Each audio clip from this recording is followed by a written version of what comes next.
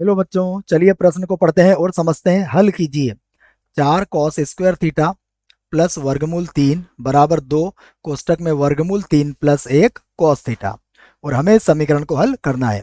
प्रश्न को हल करने से पहले प्रश्न के लिए हम मुख्य अवधारणा देख लेते हैं या लिख लेते हैं, जिसकी सहायता से हम इस प्रश्न को हल करेंगे। तो अवधारणा मुख्य अवधारणा में हम प्रश्न से संबंधित व्यापक हल ज्ञात करने का एक सूत्र लिखेंगे। देखिए, सूत्र यह है कि यदि यदि cos x बराबर cos y हो, cos x बराबर cos y, तो इस स्थिति में जो इसका व्यापक हल होता है वह होता है x बराबर 2n pi plus minus y, और यहाँ पर n जो होता है वह सदैव एक पूर्णांक होता है। तो यह हमारी मुख्य अवधारणा है इस प्रश्न के लिए।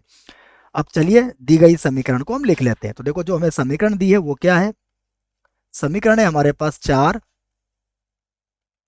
cos² थीटा प्लस का वर्गमूल 3 बराबर ये होगा 2, और यहां पर आ जाएगा वर्गमूल 3 प्लस 1 और कॉस थीटा।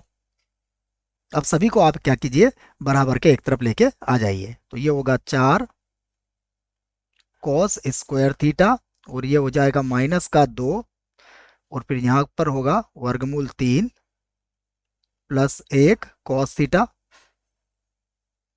और प्लस का वर्गमूल 3, यही होगा बराबर 0। अब हम क्या करते हैं, इसका कोष्टक खोल लेते हैं। तो देखो, जब इसका कोष्टक खोलेंगे तो हमें क्या मिलेगा, ये होगा 4 cos² थीटा माइनस का 2 वर्गमूल 3 कॉस थीटा, उसके बाद होगा माइनस का 2 कॉस थीटा, और प्लस का हो जाएगा वर्गमूल 3 बराबर होगा 0। अब देखिए, दो दो के समूह बना के हम इसके गुणनखंड कर सकते हैं। तो यहां से मैं क्या करूंगा, 2 कॉस थीटा कॉमन ले लूंगा। तो अब हमारे पास यहां बचेगा 2 कॉस थीटा और माइनस का वर्गमूल 3 बच जाएगा, और यहां से हम क्या करेंगे, माइनस का चिन्ह कॉमन ले लेंगे। तो ये होगा 2 कॉस थीटा और माइनस का हो जाएगा वर्गमूल 3, और बराबर कितना है, 0। अब देखिए, 2 कॉस थीटा माइनस का वर्गमूल 3, 2 कॉस थीटा माइनस का वर्गमूल 3, इसको भी हम यहाँ से कॉमन ले सकते हैं। तो हम लिख लेते हैं, यहाँ हो जाएगा 2 कॉस थीटा और माइनस का वर्गमूल 3, इसको कॉमन ले लिया हमने। तो अब हमारे पास क्या बचेगा, यहाँ पर हमारे पास बचेगा 2 कॉस थीटा माइनस 1। तो यहाँ पर लिख लेंगे 2 कॉस थीटा माइनस का 1 बराबर 0। अब हमें दो गुणनखंड प्राप्त हुए हैं, दोनों गुणनखंडों की तुलना हम 0 से अलग अलग कर सकते हैं। तो एक बार तो लिखेंगे हम 2 कॉस थीटा माइनस का वर्गमूल 3 बराबर 0, और तथा यहां पर लिख देंगे हम 2 कॉस थीटा माइनस का 1 बराबर 0। यहां से देखो, वर्गमूल 3 को इधर लाओ और 2 को बटे में लाओ। तो ये होगा कॉस थीटा बराबर वर्गमूल 3 बटा 2। देखिए, कब होता है ये वर्गमूल 3 बटा 2, तो कॉस थीटा बराबर ये हो जाएगा साइन 30 डिग्री का मान। तो साइन 30 डिग्री, सॉरी बच्चों, साइन नहीं कॉस है ना, साइन गलती से बोल दिया मैंने। तो ये हो जाएगा कॉस 30 डिग्री का मान। तो कॉस 30 डिग्री क्या होगा हमारे पास, पाई बटा 6 हो जाएगा। यहां से देखिए, अब आप इसका व्यापक हल ज्ञात कर सकते हैं।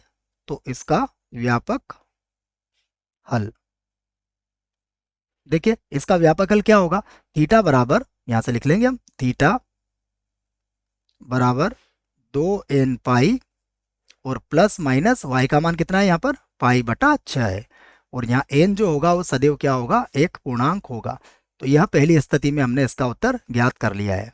यह इस प्रश्न का उत्तर होगा। अब यहाँ देखिए, अगर हम यहाँ से हल करते हैं तो क्या होगा, cos थीटा बराबर, एक को इधर लाएंगे और 2 को बटे में लाएंगे। तो फिर से लिखेंगे हम cos थीटा। अब 1/2 कब होता है cos में, यह cos 60 डिग्री का मान होता है, अर्थात यह पाई बटा 3 हो जाएगा। और अब हम यहाँ पर भी इसका व्यापक हल ज्ञात कर सकते हैं। तो व्यापक हल,